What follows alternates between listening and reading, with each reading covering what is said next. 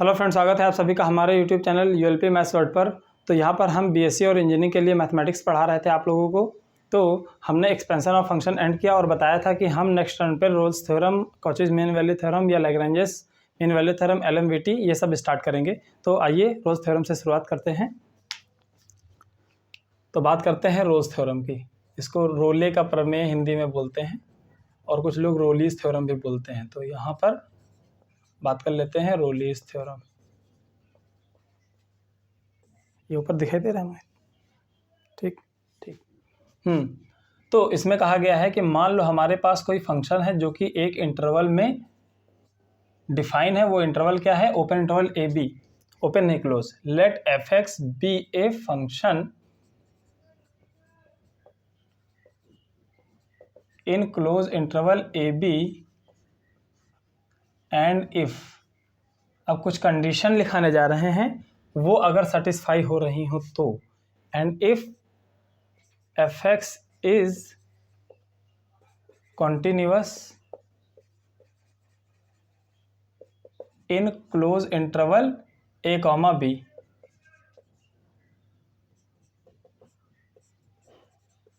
F x is differentiable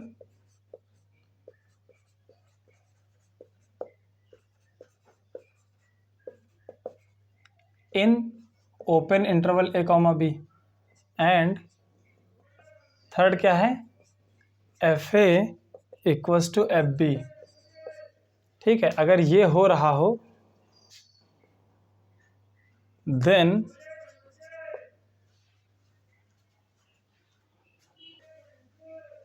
तो there exist, देखो ये देयर एग्जिस्ट का साइन है। इंग्लिश में हम चाहे देयर एग्जिस्ट लिख दें या ये साइन बना दें तो इसका मतलब देयर एग्जिस्ट होता है। There exist at least a point c, at least a point c in open interval A b. यानी कि इस लाइन का मतलब ये हुआ कि कम से कम एक पॉइंट एग्जिस्ट करेगा। वो सी पॉइंट होगा, कहाँ होगा? ए और बी के बीच में होगा। मतलब जो ये सी होगा वो बी से छोटा और ए से बड़ा होगा। ठीक है, इसकी वैल्यू ए या बी के इक्वल नहीं होना चाहिए, ए और बी के बीच की कोई वैल्यू होनी चाहिए। ठीक है, तो ये मतलब हुआ इसका। सच दैट, और वो वैल्यू सी जो होगी उसके लिए एक बात और सत्य होगी। सच दैट क्या? F dash c equals to 0। तो ये रोल्स थ्योरम पूरा था। इसमें क्या कहा गया है कि एक कोई फंक्शन था जो कि इस इंटरवल में डिफाइन है और उसके लिए अगर तीन बातें सत्य हो रही हैं, सच हो रही हो या सेटिस्फाई हो रही हो। पहली कि वो क्लोज इंटरवल ए बी में कंटिन्यूअस हो and open interval A b में डिफरेंशिएबल हो और f a equals to f b हो, यानी दोनों पॉइंट से वैल्यू अगर फंक्शन की सेम आ रही हो तो उस इंटरवल के बीच में एक ऐसा पॉइंट जरूर मिलेगा जिसपे इसका डेरिवेटिव 0 होगा। तो ये रोल्स थ्योरम इतना है। चलो एक क्वेश्चन के माध्यम से समझते हैं कि कैसे हम करते हैं क्वेश्चंस को। तो क्वेश्चन यहाँ पर है f x equals to x square और इंटरवल है इन ए बी यानी कि -1 एंड 1, ये इंटरवल में डिफाइन है। तो वेरीफाई करते हैं रोल्स थ्योरम को। तो पहला इसको चेक करेंगे, continuity and differentiability, and then f a equals to f b check करेंगे। तो यहाँ पर उसको चेक करें, उससे मतलब कैलकुलेशन हमारी लंबी हो जाएगी। एक चीज़ अगर हमें याद है तो हमें ज़्यादा लिखना नहीं पड़ेगा, कि ऐसे लिख देंगे चूंकि x square f x equals to x square is a polynomial. और मैंने पहले ही बताया था कि पॉलिनोमियल जो फंक्शन होते हैं वो कॉन्टिन्यूअस होते हैं अपने डोमेन में और डिफरेंशिएबल भी होते हैं। तो F x is a polynomial so that it is continuous in AB यानी कि -1 + 1 in close interval -1 and +1 and also differentiable in AB।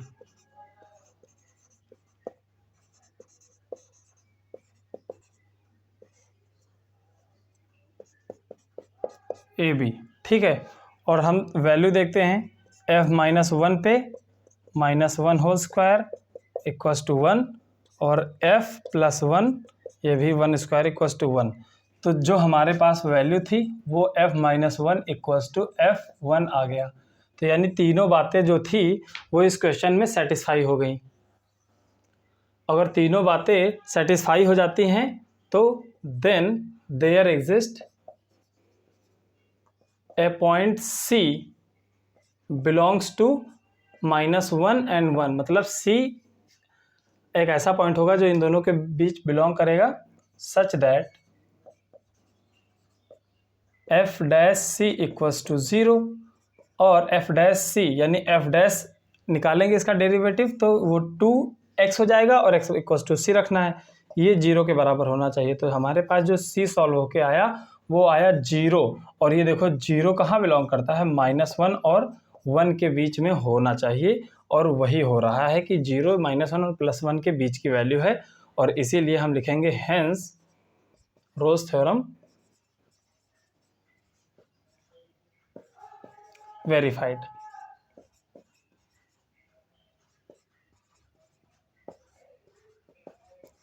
तो इस तरीके से हम रोज थ्योरम पर बेस्ड क्वेश्चन करेंगे और सिर्फ इतना ही हमें करना होता है। मेन इसमें कैलकुलेशन मुश्किल नहीं है, कैलकुलेशन तो आसान है, बट इसका ज्योमेट्रिकल इंटरप्रिटेशन और एप्लीकेशन पर बेस्ड जो क्वेश्चन होते हैं वो थोड़ा ट्रिकी रहते हैं। तो इसको रफ करते हैं। तो यहाँ पर हमने रोज थ्योरम देखा और इस पर बेस्ड एक क्वेश्चन देखा। तो रोज थ्योरम का ज्योमेट्रिकल इंटरप्रिटेशन बहुत ही इंपॉर्टेंट है, मतलब जो ज्योमेट्रिकली उसका क्या मतलब हुआ, ठीक है। तो ये चीज़ देखते हैं हम। तो geometrical interpretation of rose theorem,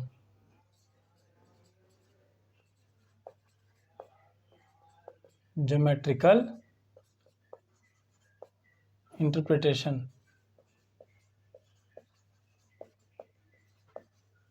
इस रोज थ्योरम का है, ठीक है। अब कुछ चीज़ समझाते हैं।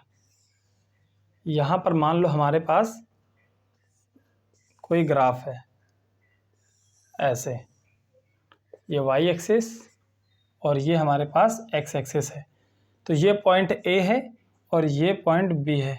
मान लो ये पॉइंट A है और इसके करस्पॉन्डिंग जो हमें वैल्यू मिल रही है वो मिल रही है FA, है ना, या फिर इस लेंथ को हमने कह दिया FA। और हमें इस पॉइंट पे मान लो ये पॉइंट B है और इस पे वैल्यू मिल रही है FB। और रोज थ्योरम की जो बातें हैं वो सारी सेटिस्फाई हो रही हैं, यानी कि FA इक्वल्स टू FB और कॉन्टिन्यूस डिफरेंशिएबल तो ये है ही। तो अब क्या होता है कि A और B के बीच में कोई एक पॉइंट होगा C, जिस पर क्या होगा जिस पे डेरिवेटिव 0 होगा। तो कोई भी function y equals to fx है, मान लो ये फंक्शन क्या है, y is equals to fx, ये हमारे पास फंक्शन है।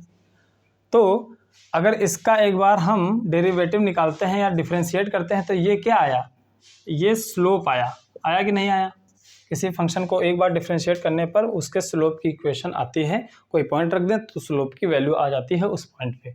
तो ये 0 होगा, ये 0 होगा किस पॉइंट पे, एट C पर। तो मान लो यहाँ पर अगर f डैश C अगर 0 है तो इसका मतलब क्या है, आपने ज्योमेट्री में पढ़ा होगा, ये क्या है, स्लोप है m, और m equals to tan theta होता था। तो tan थीटा यहाँ पर 0 है तो थीटा की वैल्यू आ गई 0, यानी कि जो एलिवेशन है इस पॉइंट पे टेंजेंट जो है, तो ये पॉइंट हमारा C है ये, और इस पे ये f डैश C जो है वो देखो 0 हो रहा है। और जिस पॉइंट पे f डैश C यानी कि C पर हमारा फंक्शन f डैश ये 0 हो रहा है, वहाँ पर tan थीटा 0, और थीटा 0 होने का मतलब क्या है कि इस पॉइंट पे जो टेंजेंट होगी उसका जो एंगल होगा x एक्सिस से वो 0 होगा। यही तो मतलब हुआ, यानी कि ये जो टेंजेंट है ये पैरेलल होगी x एक्सिस से, और यही इसका ज्योमेट्रिकल इंटरप्रिटेशन है। ज्योमेट्रिकली यही मतलब हुआ रोज थ्योरम का कि अगर रोज थ्योरम वेरीफाई हो रहा है कि नहीं दो पॉइंट्स के बीच में, तो उनके बीच एक पॉइंट जरूर एग्जिस्ट करेगा जिसपे इसका डेरिवेटिव जीरो होगा, और डेरिवेटिव जीरो होने का मतलब है कि टेंजेंट पैरेलल हो जाएगी एक्स एक्सिस पे, तो यानी कि एक्स एक्सिस के पैरेलल हो जाएगी, यानी कि एटलीस्ट एक टेंजेंट जरूर मिलेगी, एक से ज़्यादा भी मिल सकती हैं, वो भी हम सिचुएशन दिखाएंगे। तो कम से कम एक टेंजेंट जरूर मिलेगी उन दोनों पॉइंट्स के बीच में जो एक्स एक्सिस के पैरेलल होगी, और वो पॉइंट ये है मैक्सिमम पॉइंट। तो मैंने बताया कि एटलीस्ट वाला कहानी कि एक से ज़्यादा भी टेंजेंट मिल सकते हैं। तो मान लो सिचुएशन कुछ हमारे पास ऐसी हो, ये वाई एक्सिस है और ये एक्स एक्सिस है, और कुछ ग्राफ ऐसे दिया हो, है ना, ऐसे, और ये ए है, और मान लो ये हमारे पास पॉइंट है बी, ये बी मान लो, ये एक्स है, तो यहाँ पर ये एफ है और ये एफ बी, ये मान लो दोनों वैल्यूज़ अगर बराबर हैं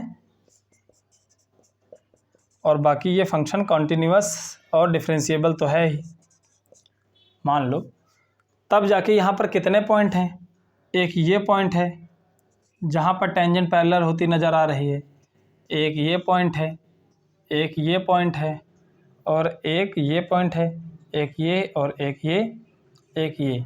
तो देखो पीक है, फिर यहाँ पर ये पॉइंट, फिर highest point, lower point, highest lower, highest lower, है ना। तो यहाँ पर कितने, 1 2 3 4, यानी एक से ज़्यादा पॉइंट हो गए जहाँ पर f dash c equals to 0 है। और एक बात और समझ में आई कि जहाँ पर टेंजेंट जो है फंक्शन में, कहीं पर टेंजेंट अगर एक्स एक्सिस से पैरेलल है एक्स एक्सिस के, तो वो पॉइंट मैक्सिमम भी हो सकता है और मिनिमम भी हो सकता है। तो मैक्सिमम मिनिमम में हम जब सीखते हैं तो पहली कंडीशन यही सीखते हैं कि एफ डैश सी को 0 रखते हैं तो वो पॉइंट्स निकल के आते हैं जिस पे वो टेंजेंट पैरेलल होगी, तो उस पॉइंट पे या तो मैक्सिमम होगा या तो मिनिमम होगा। तो मैक्सिमम के लिए हम दूसरी कंडीशन करते हैं, तो वो मैक्सिमम मिनिमम सीखेंगे। तो ये हुआ रोज थ्योरम का मतलब। तो इसको रफ करते हैं फिर आगे बढ़ते हैं। तो रोज थ्योरम हमने यहाँ पर देख लिया। अब बात करते हैं लैग्रेंजेस मीन वैल्यू थ्योरम, जिसको शॉर्ट में LMVT बोलते हैं, ठीक है। तो सेकेंड नंबर पे हम बात करेंगे Lagrange's mean value theorem.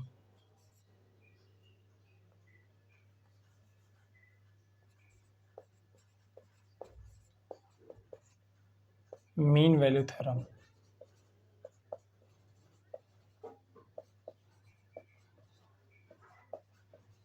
Short में इसको LMVT बोलते हैं। तो इसमें क्या है, वही कहानी कि late fx be a function in closed interval AB and if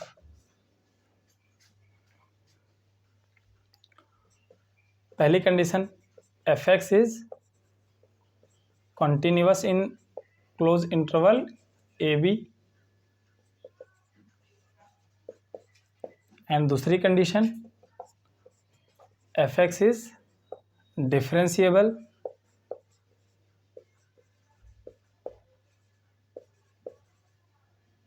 in open interval a, b। And third condition जो रोल्स थ्योरम में थी वो यहाँ पर नहीं सेटिस्फाई हो रही है, सिर्फ यही दो सेटिस्फाई हो रही हैं। तो यहाँ से भी हम एक कंक्लूजन ड्रॉ कर सकते हैं। तो लिखते हैं then there exist at least one c belongs to open interval a, b, यानी कि a और b के बीच में एक ऐसा c एग्जिस्ट करेगा जिसके लिए एक बात सच होगी। हम लिखने जा रहे हैं such that f dash c equals to, इसकी वैल्यू होगी एफ बी माइनस एफ ए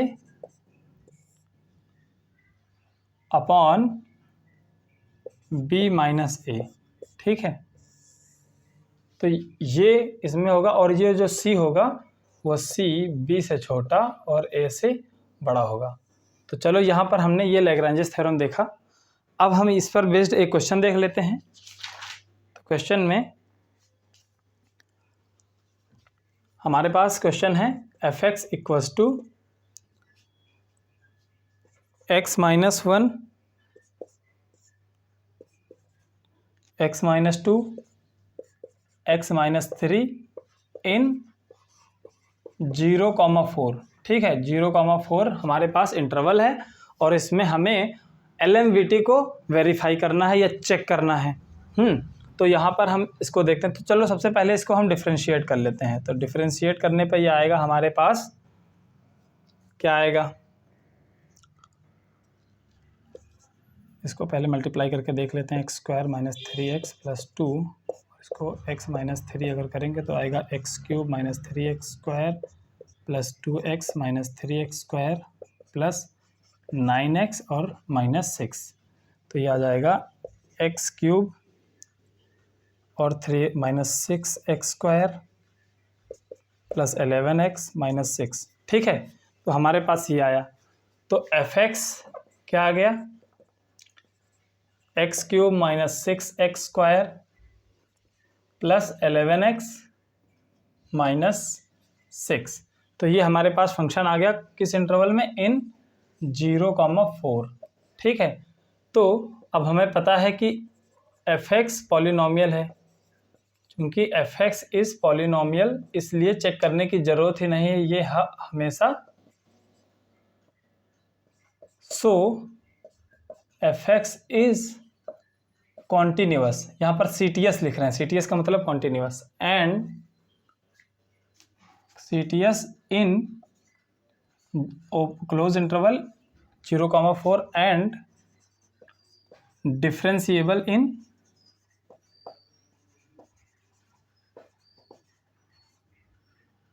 ओपन इंटरवल 0,4। तो यहाँ पर अब LMVT लगाएंगे। Then there exist at least one C belongs to 0,4 such that f' equals to f4 minus f0 divided by 4 minus 0। तो यहाँ पर f' इसका डिफ्रेंशिएशन करेंगे और जहाँ पर x है वहाँ c रखेंगे। तो करते हैं, तो ये आ जाएगा 3c² minus 12x plus 11 equals to f4 की वैल्यू कितनी आएगी। तो f4 हम यहाँ पर रख के देखते हैं, तो आएगा 6 आएगी f4 की वैल्यू। ठीक है, तो ये 6 माइनस f0 की वैल्यू क्या होगी, f0 की वैल्यू तो माइनस 6 होगी। तो ये आ जाएगा माइनस 6 और डिवाइडेड बाई 4। तो ऊपर तो 12 आ गया और 4 से डिवाइड हो गया तो 4 3 12। तो ये आ जाएगा 3c², ये यहाँ पर c होगा। ठीक है, minus 12c plus 11 equals to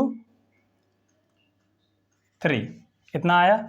अब हम एक काम करते हैं, इस क्वाड्रेटिक इक्वेशन को सॉल्व करते हैं। तो माइनस 12x और 12c और हमारे पास ये आ गया माइनस 3, तो यहाँ पर प्लस 8 आ जाएगा, 8 इक्वल्स टू 0। तो इसको हम फैक्टराइज करेंगे और फैक्टराइज अगर ना हो रहा हो तो हम क्या करेंगे, इसमें फार्मूला लगाएंगे जो हो जाएगा 12 plus minus b² minus 4ac, तो 4 इंटू 3 इंटू 8 और ये इस पे रूट रहेगा और divided by 2 into 3 that is 6 आएगा। ठीक है, तो इसको हम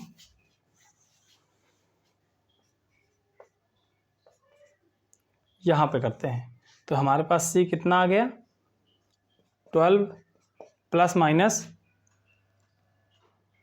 तो 144 यहाँ पर ये है और माइनस ये 96। तो 144 में से अगर 96 हम सब्ट्रैक्ट कर लेंगे तो हमारे पास आ जाएगा 48 रूट में और डिवाइडेड बाई 6। तो ये c इक्वल्स टू आ जाएगा 12 प्लस माइनस 4, इसमें से हम कॉमन ले सकते हैं क्योंकि इसको 16 इंटू 3 लिख सकते हैं। 16 तो 4 का स्क्वायर होता है जो कि बाहर आ जाएगा। तो plus minus 4 root 3 divided by 6। तो यहाँ पर c की दो वैल्यूज़ निकली, एक निकली क्या यहाँ पर 2 प्लस माइनस, तो 2 से 2 कैंसिल हो जाएगा, तो 2/3 इंटू √3 ये आ गया हमारे पास। तो √3 से √3 अगर कैंसिल हो गया तो हमारे पास c की दो वैल्यूज़ आ गई, एक 2 प्लस 2/√3 और एक 2 माइनस 2/√3। √3 और ये जो दोनों वैल्यूज़ हैं ये बिलोंग करती हैं कहाँ, 0 और 4 के बीच में। तो ये दोनों वैल्यू 0 और 4 के बीच में होंगी, इसीलिए बस हमें लास्ट में यही चेक करना होता है कि जो वैल्यू निकल के आई वो इस इंटरवल में एग्जिस्ट करती है कि नहीं इन दोनों वैल्यूज़ के बीच में। तो दोनों वैल्यूज़ कोई एक, अगर यहाँ पर वैल्यू अगर आ रही होती 0 और 4 के बीच में, मान लो कोई दूसरी वैल्यू होती जो 8 होती, तो उस 8 को हम नेग्लेक्ट कर देते कि सी की वैल्यू 8 नहीं हो सकती। तो एटलीस्ट कम से कम एक मिलनी चाहिए, तो मिल तो गई हमारे पास, तो इसीलिए हम लिख देंगे हेंस LMVT वेरीफाइड। ठीक है, तो यहाँ पर अब तक हमने रोल्स थ्योरम एंड कॉचीज नहीं लैग्रेंजेस मीन वैल्यू थ्योरम यानी LMVT सीखा और उस पर बेस्ड हमने एक एक क्वेश्चन किया। तो अब एक क्वेश्चन कराते हैं जिसमें application of Lagrange's mean value theorem कह सकते हैं, जिसमें आपको प्रूफ करने को पूछा जाएगा। चलो क्वेश्चन लिखते हैं। तो ये हो जाएगा, मान लो क्वेश्चन ये है कि by LMVT prove that tan inverse x is less than x and greater than x upon 1 plus X square, ये हमें प्रूव करना है। तो सबसे पहले इसका जो सॉल्यूशन लिखेंगे तो उसमें हम मान लेंगे fx को, तो let fx is equal to tan inverse x हमने मान लिया। अब इंटरवल नहीं दिया गया है तो इंटरवल हम मान लेते हैं क्या, 0 से, चलो x मान लो, x कोई भी वैल्यू हो सकती है, 0 टू इन्फिनिटी कुछ भी। तो अब इसमें LMVT देखो ये कंटिन्यूअस है ना अपने इंटरवल में, और इसकी वैल्यू ये डिफरेंशिएबल भी है। हाँ, तो दोनों इसमें वेरीफाई हो सकती हैं, तो LMVT इसमें हम डायरेक्ट लगा देंगे क्योंकि हमें पता है ये कंटिन्यूअस एंड डिफरेंशिएबल है इसमें। So by LMVT VT f dash C equals to FB minus FA upon B minus A। तो f डैश C क्या है, 1 अपॉन 1 प्लस एक्स स्क्वायर, और x के जगह c रखेंगे तो 1 अपॉन 1 प्लस सी स्क्वायर हो जाएगा। और FB कितना है, यानी कि tan इनवर्स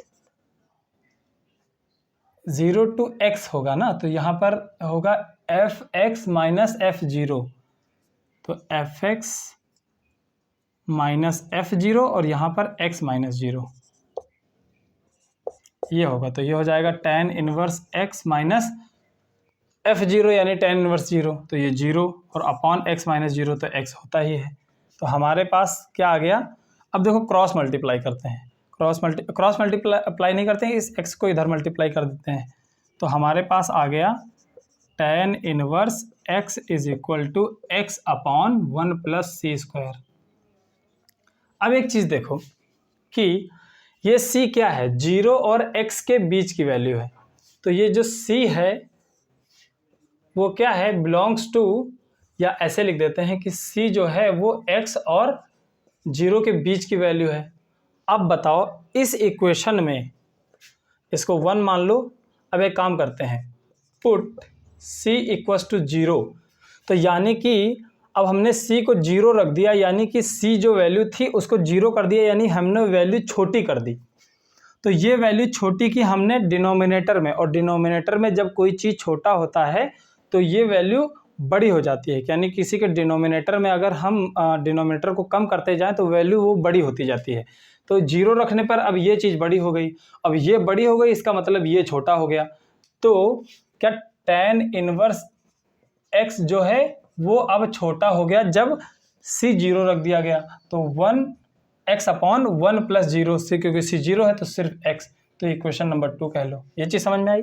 अब एक काम करते हैं, put c equals to x, c equals to हमने x रख दिया। अब हमने क्या किया, c को x रखा, यानी कि x जो है c से बड़ा है, वो कोई वैल्यू रखी। तो अब बताओ किसी के डिनोमिनेटर में हम c की वैल्यू c से बड़ी रख रहे हैं, ठीक है, तो डिनोमिनेटर बढ़ाने पर कोई वैल्यू हमेशा छोटी होती चली जाती है कि किसी वैल्यू कोई अगर हमारे पास नंबर है जिसके डिनोमिनेटर को हम बढ़ाते चले जाएं तो वो वैल्यू जो है एक्चुअल में छोटी होती चली जाएगी। तो हमने अगर x रख दिया तो ये वैल्यू अब क्या हो गई, छोटी हो गई, तो ये बड़ा हो गया। तो यहाँ पर tan इनवर्स x जो है वो बड़ा हो गया, किससे, x upon 1 plus c square, और c को जब x रखा है तो x स्क्वायर हो जाएगा। ये इक्वेशन नंबर 3। तो फ्रॉम इक्वेशन 1, 2 एंड 3, तो 2 एंड 3 से ही काम चल जाएगा हमारा। वी गेट, क्या मिलेगा हमें, ये जो tan इनवर्स है देखो साफ साफ दिख रहा है, किससे छोटा है, x से छोटा है, और बड़ा किससे है, x upon 1 plus X square से। और देखो क्वेश्चन में यही चीज़ प्रूफ करने को बोला गया था, इसीलिए ये प्रूफ हो गया, तो प्रूव्ड। तो ये हमने लैग्रेंजेस मीन वैल्यू थ्योरम और रोल्स थ्योरम देखा, उस पर बेस्ड क्वेश्चन और उसका एक एप्लीकेशन बेस्ड क्वेश्चन। तो आज के लिए इतना ही रखते हैं। नेक्स्ट टर्न पे हम इस LMVT का ज्योमेट्रिकल इंटरप्रिटेशन और फिर कॉचीज़ मीन वैल्यू थ्योरम पढ़ेंगे। हालांकि हाँ ग्रेजुएशन में पूछ लिया जाता है, लेकिन मेन इसी पर बेस्ड क्वेश्चन आते हैं, तो हमें पढ़ाना है, इसलिए हम कॉचीज़ मीन वैल्यू थ्योरम बताएंगे और फिर नेक्स्ट क्लास में ये थ्योरम वाला काम खत्म हो जाएगा। और हमने इसका प्रूफ नहीं बताया, चलो अगली लेक्चर में प्रूफ भी बता देंगे। तो आज के लिए इतना ही रखते हैं। Thank you so much for watching this video. Thank you.